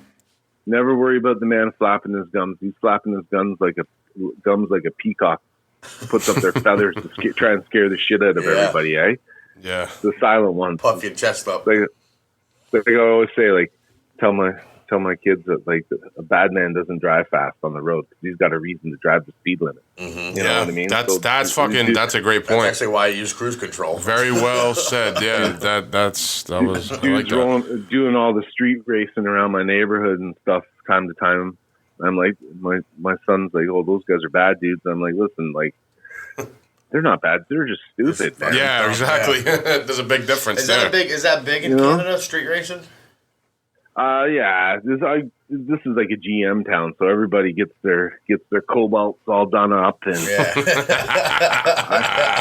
I live on the edge of the country, so like 5 minutes past my road, there's farm fields, and so we have a long, like, it's probably I don't know, maybe about a mile long straightaway, so it's pretty hot. I live on a 90-degree bend, so a lot of guys hit the guardrail when they come down the end of my road. I can hear it. Boom, up another one. Yeah, seriously. Like, the guardrail there gets replaced like a few times a year. They gotta put some lights out there or something. Yeah, but the bad man never drives fast. The bad men never drive fast. I'm using that for something. I'll give you credit. Never. I'm gonna use that in a lyric or something. That was in I watched some narco documentary or something. The guy was talking about. He was like, pretty much the transport. He's like, you have one job. Well, your only job is to drive. He's like, wear your seatbelt, don't speed. Yeah, of course. On the wheel, just drive. Yeah. Well, we all know why. We don't even have to get into that. But I mean, Drew, I want to ask you. Yeah. Being into knives, have you ever done any training with blades, knives, weapons? No, like, are we talking like a Screama? Yeah, anything. I mean, I've done. Yeah, I know you're deep in that stuff, man. Yeah, I did. Well, I did the Screama or Kali. I did it for a while, man, a number of years, and it really, I mean, I respect it, and I was just curious because you're obviously into blades and everything, so. And you worked in a prison, so I figured I would ask. I've seen it. I know guys around here that have done training in Toronto. I think there's only like one place in the city that does it. Okay. I just never really got into it. To be honest with you, sometimes when I look at guys doing it, I almost chuckle. Yeah. Okay. Yeah. You know what I mean? Like it looks kind of silly, but I see the reality of it. I've watched some serious documentaries on that shit in the Philippines. Yeah. Yeah. How like those guys aren't training with rubber knives. No, the Philippines is that's a different story. And I there's a huge Filipino community here. Oh, really? Like huge, massive. And everybody in Canada. I've heard stories, man, and I've never really gotten into it. Just maybe if it was more accessible for me, if I didn't have, I'm talking like I'm lazy. If I didn't have to go out of my way to find it, yeah. Wow. I'd probably try it out. But like, no, I've done like minor self-defense classes and stuff like that. But like it sounds funny, but most of my experience just comes from being on road and being in the wrong place at the wrong time and having to deal with something right then and there. Yeah, I've had those too. Tend never to forget those. You know what I mean? Those times never leave you. Sometimes when you're in a classroom learning from a teacher, you don't retain everything. Oh yeah, no, definitely. But when something elevates your heart rate and scares the shit out of you, you tend not to forget it. Yeah, life lessons. And you're right. A lot of I talked about this with someone else that we had on. A lot of the knife training isn't practical and realistic, and I've done it. I did it, and so I do agree with that. I think it's really good from an offensive standpoint because it teaches you how to really use the knife, and it teaches you anatomy, where to cut somebody, where to stab somebody if you had to. The defense, I'm not as big on because I feel like trying to disarm a knife is something that you probably don't really want to go for. If someone pulls a knife on you, you want to just either get the fuck out of there or find the biggest fucking object you can and fucking hit them with it. Yeah, and totally. Like I got into a lot of trouble. Like anybody that knows me, that's known me for a long time, knows all about this. But probably when I was around 16, I used to carry like a fucking big Bowie knife on me, like tucked down my back when skater pants were fucking huge. You just keep it down there. Big 9-inch blade on it. It was a replica of John Rambo's knife. I bought from Sears or somewhere like that. But I just carried that with me everywhere I went. And we didn't have clubs or anything to do growing up. So like every month or two, our high school would throw like a dance. Sounds like funny, but they would have a dance and everyone would go. 1,000 people there. And like a rave? Not even like a hoedown. Okay. Out in the country, yeah. You know what I mean? I got you. But they would play all different types of music. They'd have like what do they call them, video dance parties and shit like that. Yep. Much Music would come in and do it with their van and all the lights and crap. And I went to one. Had taken some speed before I went, and didn't take the knife off. Kept the knife on me, and some guys that were way bigger than me at the time, way bigger. One guy was like a linebacker in football. The other guy was some other football player. But all I remember is just getting tackled from behind. I was just standing there. They just get tackled from behind, and getting my head smashed into the ground. And I turned around, and this big, massive dude was coming at me. So initial reaction, I wanted to leave. I got to get out of here. The odds are not in my favor. I'm not even getting a shot in on this dude. So I go running out of there, and I get up into the hallway, and my heart's just pumping. I'm fucking high as a kite. And I get up there, and the guy corners me, and he's got my neck. It feels like he's choking the life out of me. And I just slowly pulled the knife out of my pants and just went up his belly with the tip of it. And he dropped me. And the next thing I remember was being hit over the head by the cops that I guess they had called. And from there on, I was kind of the knife guy in town. Everybody, you know, you earned your reputation, yeah. But I learned a lesson that day that like I should have never pulled that knife out, and you never pull a knife out unless you're willing to send it full send. Yeah. You know what I mean? Same like, with the gun. You don't unless you're willing to go the distance. You don't ever do it. Ever do it. Well, there's a lot of guys on Instagram, Facebook that talk a lot of shit about that. Yep. And I just kind of shake my head because it's serious, man. Like, oh, yeah. You know what I mean? That's like, a scary thing. So, like, knife fighting and all that, to me, I'm like, that's like, I take that super serious, super, like, that's why it kind of makes me chuckle a bit when I see all those fans. It's almost like fucking breakdancing or something that they're doing with the knives and the hands and stuff like that. And I'm like, you guys are making it look too pretty. And you're about to, like, you know, but I've always thought that there's no way that you can really defend a knife. That's what makes them so awesome. Unless you got something, you got to go that force +1, right? You got to warn off that. Yeah. You know, somebody like a baseball bat would solve it. Right. Exactly. Somebody coming at you with a knife, give me a baseball bat. Exactly. Useless, man. You just know what I mean? Reach advantage. That's what I was saying. Grab the largest object that you can. I mean, if I was in a bar and someone pulled out a knife, I'm grabbing a fucking bar stool, and even then, a table, a chair. You know what I'm saying? Would you use it for a defense as far as to keep them away from distance? Yeah, and I'd hit it. I'd use it for both. But now with the knife, if say you swing and miss that bat, now you're open, so I could counter you with the knife. Well, that's a whole. I mean, that's a whole other discussion. But I'm sure there'd be a kick involved. Somewhere you got. Oh no, that's that's another thing too. Some of the knife stuff I've trained is you know, you throw kicks because you can keep the distance and you can hurt the person. Yeah.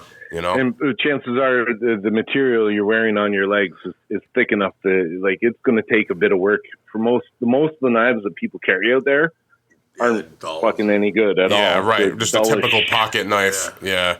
And you run that against your jeans. It's not even. It's more a stab, not a slice. Yeah, it's mostly stabbing. And the other thing I was taught too is to protect. You know, you're gonna get cut if you find yourself in that situation.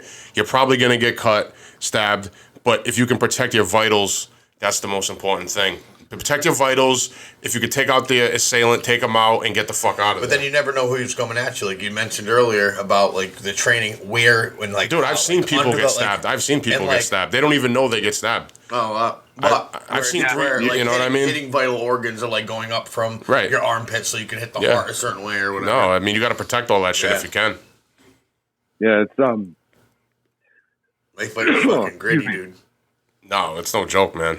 So, some people think a knife attack's scarier than someone pulling out a gun. Yeah. I would. You know why? Because I think it's close. Yeah. It's very close. It's close. You have to be a knife close. attack is personal, man. Yeah. You can shoot somebody from a distance. Yeah. Knife, you can't. Yeah. Guns are scary and all. Yeah. This is a Canadian standpoint. I have very limited exposure to firearms. Period. To own one in this country is a whole process.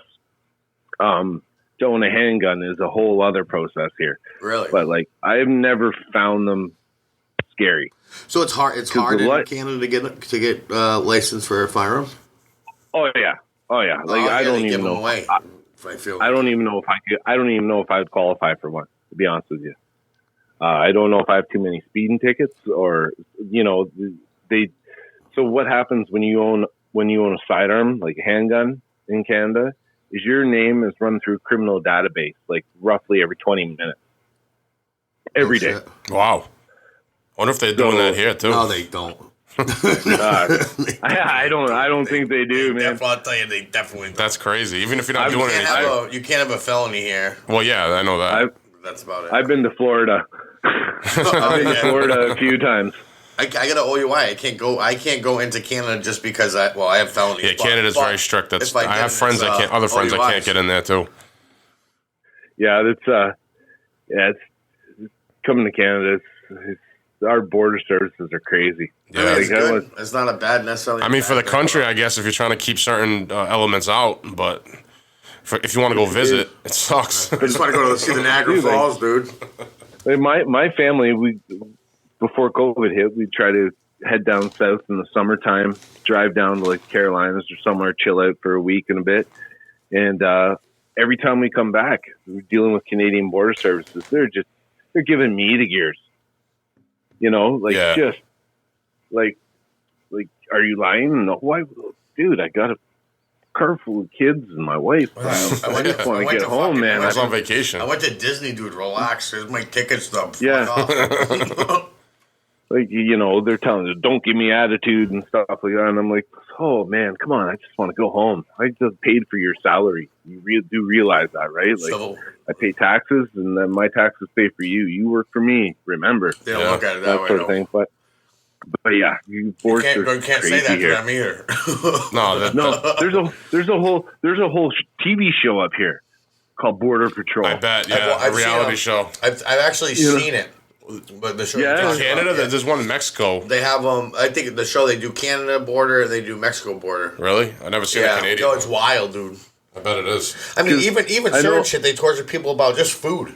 You ever see though on the show that people have food and they make a big deal about fucking anything. Animals too, eh?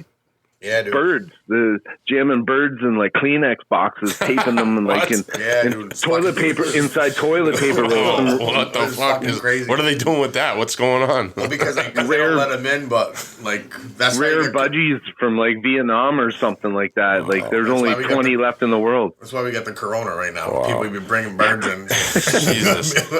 What are the knife laws in Canada? Pretty much anything over 1 point, I'm going to just generalize, 1.5, 1.75 inches, 1 3/4 inches. Got to be fully displayed on your hip, nothing inside the pocket. Really? Wow. Any assisted opening knife is illegal. So I don't know, some guys call them angel blades. Same here. Stilettos, switchblades, butterfly knives. Switchblades. Yep. Those are illegal here too. Illegal. But any sort of like pocket knife, you can buy most of these knives over the counter, camping Walmart stores, hunting stores, stuff like that. Like you can buy any sort of knife up here except those ones. Folding knives, slip joints, Swiss Army knives, stuff like that you can carry in your pocket. But like anything I make, you really not, unless I make it specific. You're probably going to, if you walk into a store with it exposed on your hip, someone's going to call the cops on you. That's the reality of it. Up here, you know, it's kind of a personal choice. I know guys that carry pretty big ones on them everywhere they go around here. And, you know, if they were ever, say, a routine stop for DUI or whatnot, like, they charge ride program, drinking and driving program, they pull you out of the car and they found that on you, then you know you're not getting released that night. You know what I mean? You're waiting till Monday for bail court, that sort of thing. And yours is one. You should have averaged 1 point, like an inch and a half. Ours is 3 inches. Yeah, ours is 3 inches. So yours is half. Yeah. I don't even know if I have a knife that's 1.5 inches. No, I don't think I do. I'm pretty well versed on American knife laws, just because I would say 80% of my clientele is American. Mm-hmm. The other 20 is probably 15 Canadian, 5% European. But I'm pretty well versed and know most of the states. California, that's a weird place for laws when it comes to weapons and knives. Honestly, like Mass, New York, New Jersey, everywhere on the East Coast is like I sell the majority of my stuff there, and so I know that to fly in the U.S., I believe you can carry a blade on you on a plane, but it can only be 1.3 inches in length. I don't know the diameter. I don't know about that. I don't know either. But I don't know. The last I had heard, you can carry like a small sharp object on. Not after. I don't know. I'm gonna actually look into that. I'm not sure. Because I can't say. I don't know. 9/11. After 9/11, and I don't know. I've actually thrown a knife away at the airport because I didn't want to go through security. I believe it can be a sharp object. I don't know if it's illegal if it's metal, but you can make I made knives out of G10 and carbon fiber. We could bring a jail newspaper knife on the. Yeah, there you go. There you go. I'll start making them. We'll go into full production. Yeah, you'll strike a wrist probably doing that. We're only kidding if the FBI is listening. Oh man. Yeah, it's just wild, man. So Drew, what are your upcoming plans for Hogtown Shanks and whatever else you got going on? I just keep doing what I'm doing, man. I used to take on a lot of clients every year, take on as many as I could, and then it just got to be too much. It doesn't pay my bills. It feeds my soul. Yeah. And you don't want to take the fun out of it. Yeah, I got to pay the bills first. So I found that, I'd go to work 8-10 hours, hard job, come home, eat something, and then bury my nose down in my shop for another 4 hours, and then sleep for 3, and then get up and do it all over again. And as my kids got older, it just wasn't feasible. So I just keep doing what I'm doing. I take on roughly, right now I'm looking at my client list for this year, and I'm about 10 people deep right now, and they're all familiar names. That's the funny thing. I'm not making a knife for anybody that I don't know or I haven't made one for before. And that's exactly where I want to be at, because that's where I get my enjoyment and pleasure from. It's more personal. Yeah, it's more of a passion for you. Yeah. And now I'm making knives for sons of guys I've made knives for. Oh, that's cool. That's dope. Which is super cool. They're at an age where they can actually appreciate something handcrafted. Just one kid I'm just doing a knife for right now. I think he's around 20, 21, maybe a little younger. He gets it. His dad's an artist, and he totally gets it and gets the process and is willing to wait the time that it takes to make something cool. A lot of people don't want to wait. A lot of people, when I tell them you're going to have to wait a year for the knife, they want it within a month. So I'm not the guy for you. Yeah, at their house too. How long does it typically take you to finish the knife? On average, I could say on average, if I took my biggest knife and my smallest knife and kind of found the middle road, the quickest probably I'm doing a knife start to finish, maybe 8 to 12 hours per knife. And if I had one solid day, all day to go on a knife, which would be like a pipe dream of mine at this point, 8 to 12 hours, I could knock out a small 6-inch blade knife, no problem, start to finish. But that would be me pushing myself all day long. That would be working. Lunch break, I got my coffee break in the morning, and that's it. I'm nose down. But full in, but about that long. Some knives take a lot longer. Some knives come a little sooner. Well, it depends too. If you're not feeling it, like you were talking about earlier, it might take an extra week. You don't feel it being created for 5 days. It's going to add another week onto your process, fucking making the knife anyway. Yeah. And it's I haven't figured it all out yet. And any guy there's a lot of knife makers that teach knife making, and it almost seems like they've figured it all out. So now they're passing it along. And I don't think I'll ever get to that point, because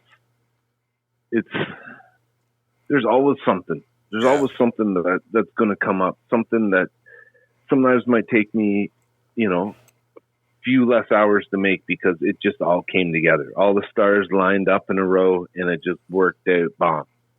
Some knives I'm going to, have to dig a little bit deeper to get into, type of thing. But in the long run, I'm trying not to put too much time limits on stuff, as I am about the time I put into the thought on it. Mm. And I find that I can solve a lot of my problems. If an issue arises, I don't panic anymore. A lot of younger knife makers, guys panic, full-blown panic. What the fuck do I do? I've worked with metal in general for so long now that there's not many surprises that I can't fix at this point that arise that I don't automatically don't know the answer to. But there's always going to be something that's going to come up. That's what keeps me going.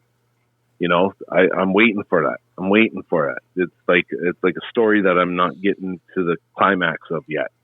there's cool stories along the road, but I'm not at that climax yet. I don't think I'll ever get there. I don't know how anybody could.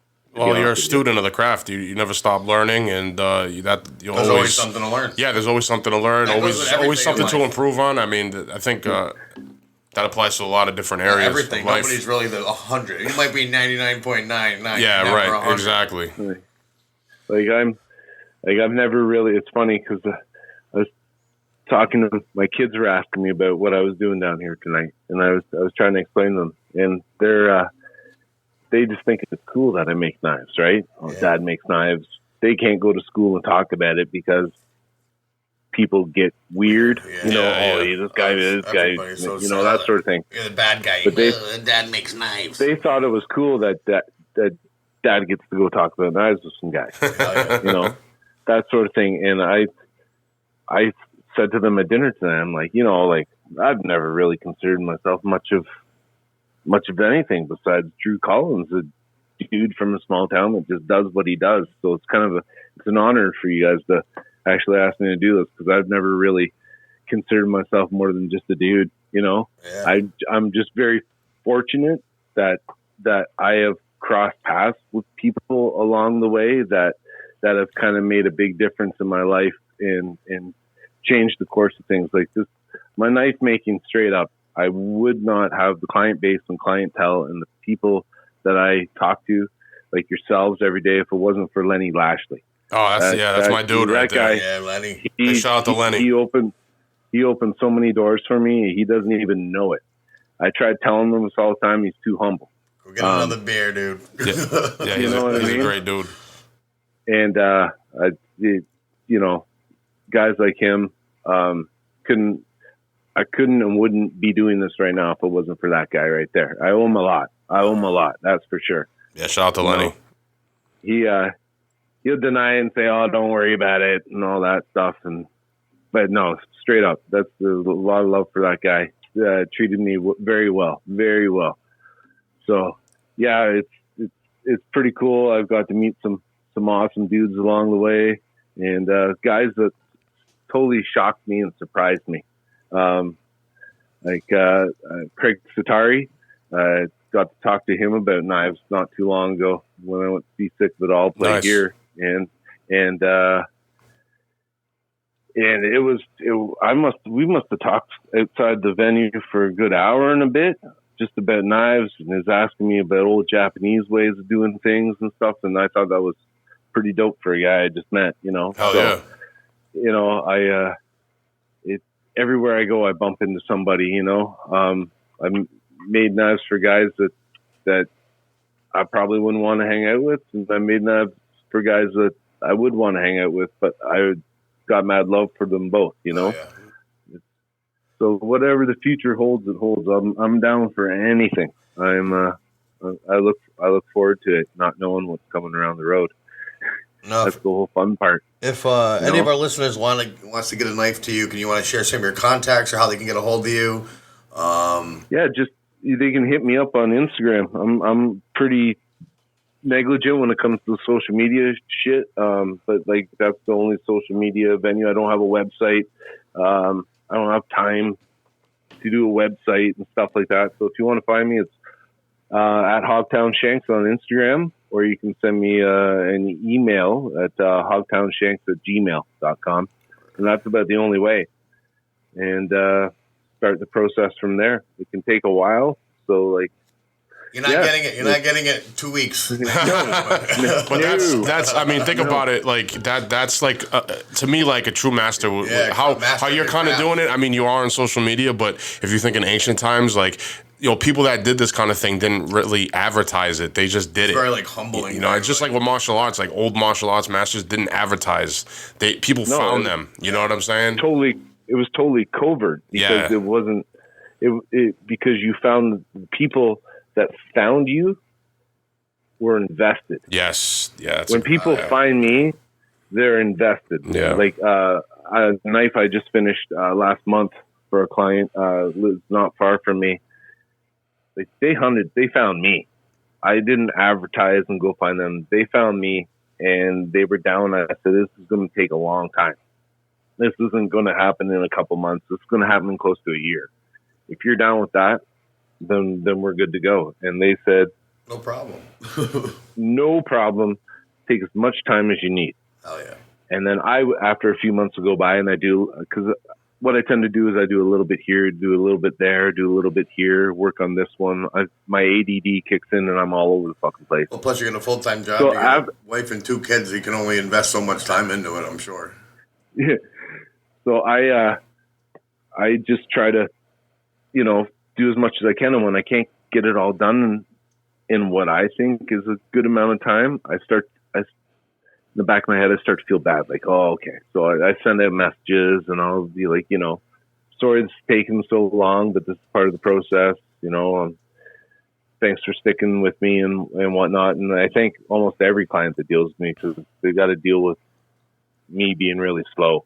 And that's just the way it is. But almost 9 times out of 10, I'd even say 10 times out of 10, everybody that finds me is super cool and gives me the creative space and time to do what I need to do, and they end up getting something that they love. Hell yeah. That's just me. I feel no competition from anybody. I would love if everybody would learn how to make their own knife, because then they could maybe understand a lot more about it and the process and what makes a good knife and what makes a shitty knife. And there's a ton of people online that use Instagram and Facebook and social media and stuff to run the business. And, when I first got on social media, I thought of it in terms like that. And now I'm just like, this is not the way I wanted to do things. I wanted to make sure that it was grassroots, that people sought me out, that it's not a business to me.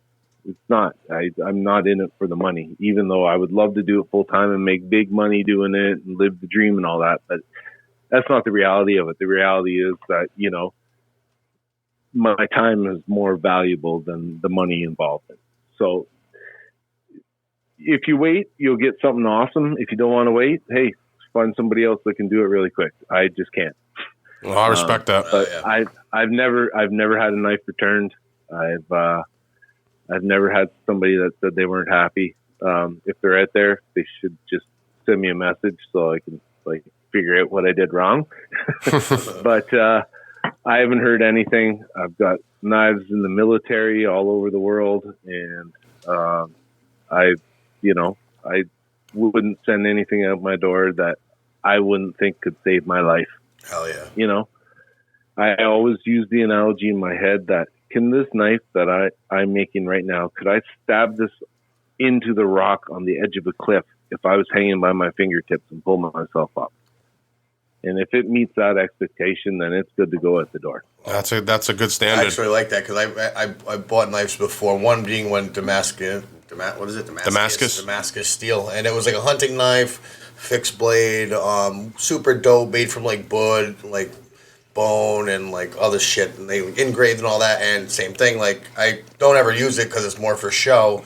But the thing, the piece of I'm guessing it was not epoxy, but it was some filament that they used for the handle, and it came off. Yeah. It just, but it was a $200 knife, and I never use it, and it's broke. Because they didn't probably take the time. The craftsmanship wasn't exactly the best that it could have been. I'm not gonna talk shit because it's a dope knife, but it's unfortunate when shit like that happens. So it's cool that you take the time and patience into creating quality artwork. Yeah, it all depends what you're going to use it for. What it should be made of. A lot of people will come to me with something in mind, something fancy, something super. It would look super cool, but they want to use it for camping every weekend, and they want a $100 chunk of wood put on the handle. Does that make any sense? Would you take a $100 bill every weekend and crumple it up and run it through the dirt, and then expect? In the old days, we used to do that. You know what I mean? It's just pissing your money away. So it's about getting the right. I use the word tool. Getting the right tool in your hands with the right materials to make sure that it stays that way. It stays what you expect it to be for a very long time. Yeah, I agree. And if it doesn't, I'll gladly replace it for free. Yeah. If it's my fault, hey, it's my fault. Some guys will try and make up excuses. And hey, if I fuck up, I fuck up because I'm making it by hand. Oh, yeah. I'm not, mistakes can, and I try to eliminate any mistake before it leaves here. Well, so far so good. You had no complaints, so it's a 10 out of 10. It sounds like you're building a loyal customer base. And yeah, for sure. Especially a lot of people are family or passing children it down, and stuff like that. Their kids ain't making it for. It's dope. And really, at this stage in the game, this is all I really care about. It's just getting it out to good people. And like, I turn away a lot of people. Like, I turn away a lot more than I take on, just because it might sound stuck up or rude to me. It's just I don't like you. Like, I don't want my product. I don't want my product in your hands because you kind of come across as a dink. Like, you put your energy into it too. You got to share that shit. You don't want bad energy either. Like, I check out your social media pages and whatnot and see what you're all about. And if you seem like political opinions aside and all that, if you seem like a reasonable, cool dude that's down with a certain lifestyle, I'm there to help you out. But if there's certain clientele, I will not, absolutely will not make knives for. I'm not going to talk about that. I'm not going to talk about them because they're always listening to everything. But yeah, it's any thin blue line is not welcome to buy a knife here because it's not for me, man. Not for me. But that's about the only people I turn away, man. I've tried to keep it local, which is hard because I'm in Canada, but I got mad love for the States, mad love for the East Coast, all up and down the East Coast. Maybe not Florida, but but yeah, like I actually I don't call Boston anymore. I call it Stronghold because like I think the majority of my knives on the East Coast are in that area. Yeah, in New York City, and my shipping guys got addresses on lock for me that like I'm like, yo, it's going here, and he's like, got you, and he's got the paperwork filled out for me because I've sent so many of those areas, same addresses too. So it's nice to see all the love, and I try to keep the prices down too for people because it's not about the money. I understand some people try to make a living at it, but that's not what I'm doing. I'm just trying to get something cool out there, and something that's functional and isn't going to break on people, and it's got a piece of my soul in it. Hell yeah! Yeah, man, word. You're definitely doing that. All I can do is a simple dude. Just a simple, as I always say, a simple country kid from Canada. Kind of cool. I get to make knives for guys I consider guys that I can honestly say at this age I still look up to. Oh yeah, that's a great thing. And you have a cool ass story behind it. And it's pretty wild. I think about it. I talk to my best friend Ray about it all the time, and I'm like, this is a pretty wild ride. Like it's always like what's that game they used to call 6 Degrees of Kevin Bacon or whatnot? Oh yeah. But I can play that with almost every one of my knives I've made. Almost every one I can do 6 degrees of somebody. For a long time it was Lenny, because Lenny was always he was always passing along clients come because they saw a knife Lenny had or whatnot. And I play lacrosse and coach lacrosse and do a lot of lacrosse stuff in this community. And I think it was on Instagram. I posted a lacrosse head that I strung together and whatnot. And Riley Gale from Power Trip sends me a message saying that he's been following my knives and that for a while. I really dug them, but he was really into the lacrosse. And I was like, what the fuck? Like, this is wild, because I was a huge Power Trip fan. Love that band. Love the band so much. And it just blew my mind that through knives, my other passion that I love, lacrosse, how those two tied in through one guy, That moment just blew my mind because I had no clue how far-reaching this would go. That a dude from Texas that sang in a band that I fucking love called me for something non-knife related, but liked my knife.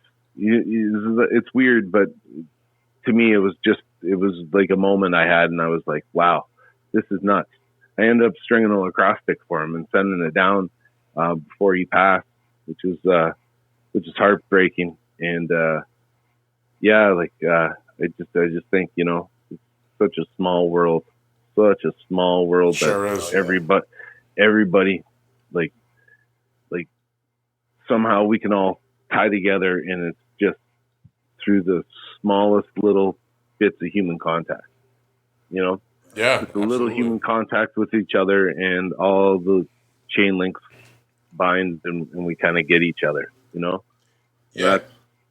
I'm trying to approach the knife making from that standpoint, and just keeping that human connection, because that's what it's all about in the long run. We're living in a day and age where nobody gives a shit about anybody. We got snitch lines for about every fucking thing nowadays, and nobody gives a shit about their neighbor, No one gives a shit about their neighbor in a good way, So it's keeping that connection. I'm always going to keep that, even if it means I got to move slow and don't make a lot of money on it. I don't care. That's what I'm doing. Keeping it real. Yeah, man, I respect it, and you're doing a great job, and you're obviously still making waves. People are reaching out to you like that, and recognizing and appreciating your work. So I mean, I really appreciate that, because I think I said at the beginning, I don't really consider myself much. It sounds bad, but I don't really consider myself much of anything except a simple country kid. That when people recognize the work I do, it kind of blows my mind, because I'm like, what the fuck? Well, you put your heart into it, dude. I grew up in Owen Sound, Ontario. Like, this is weird. I mean, now I'm making knives. I'm making knives for guys that I actually listened to growing up. I listened. You helped form my teenage years, and now I'm making knives for you. Oh yeah, that is completely surreal. Talking to CJ Ramon outside of a show about knives, and him telling me that he's attempted to forge a knife before, like, I would have never thought that, listening to Mondo Bizarro in my buddy Morgan's attic, at 17 years old. I wouldn't have thought that. And then now all this stuff is happening. It's like, wow, it's just too cool. Just too cool. That's why I'm trying to stay humble and do my thing, and just be honest, no gimmicks. Everything is out in the open for everybody to see. I'm not hiding shit, and there's no mystery to it. It's just a lot of hard work and a lot of time. If anybody ever wants to learn, just give me a shout, and I'll show you, because it'd be pretty cool to see some more people make knives. I agree. Yeah, me too, dude. Yeah, that'd be a cool thing to learn for sure. It wouldn't be good for Hankels or anybody like that, but any big company that makes knives would like to put them out of business. If everybody made their own stuff, that'd be awesome. Get rid of all the big box everything, and just grassroots, straight up. Maybe not the Walmart grocery pickup that we were talking about. I'm down with that, eh? It makes life easy, but yeah, it's the Gerber brand. It's just like keeping it real, man. Man, that's what it's all about at the end of the day. You know it as well as anybody, man. The music industry will spit you out if you're fake. Especially the circles that we might travel in, they will spit you out and kick the shit out of you if you're fake. You ain't lying. And that's it. And you just keep it real and be honest, and don't hide anything. And you know what? You'll live forever. Your legacy will never die. Well said. People will be talking about your music, about your art, about anything for the next 1,000 years. You know what I mean? Yeah. Fucking right on, man. And somebody might bring you up in conversation 200 years from now about something that you did. And that would, you're not there to hear it, but, that energy transfers. It's all about the energy, all about that chi, that life force traveling through everything. I agree. Yeah. Yeah. Yeah, man. Mm-hmm. But that was great, Drew. That was really good. That was really good. Thank you for coming on. Yeah, for sure, bro. Appreciate it. My pleasure. I'm maybe one day we can do this in person. Yeah, man. Definitely, man. When this COVID situation hopefully gets under control, and I'll get the broom ball gear all. Yeah, dude, please. Yeah, up for you boys. Yeah, man. I definitely plan on taking a trip to Canada in the near future. Calling it right. I'm just saying right now, if we play broom ball, I want you on my team. Okay? No doubt, man, for sure. Well, thank you, man. Everyone, make sure if you're interested in the knives, check out Hogtown Shanks on Instagram. That's the primary source for the blades. So check out Hogtown Shanks. Drew Collins, everybody, thank you once again for coming on, brother. That was great. My pleasure. Anytime, guys. Anytime. And we will pleasure. We will talk to you soon. Absolutely. All right, brother. Be safe. All right, man. Have a good one. Street Corner Soapbox. We're fucking out of here. Peace. The Street Corner Soapbox. If you're a fan of the podcast, you can help support the show by donating to our PayPal at paypal.me/Street Corner Soapbox. That's right, guys. Make sure to like and share all of our episodes. And for easier access to our show, check out our link tree at linktr.ee/Street Corner Soapbox.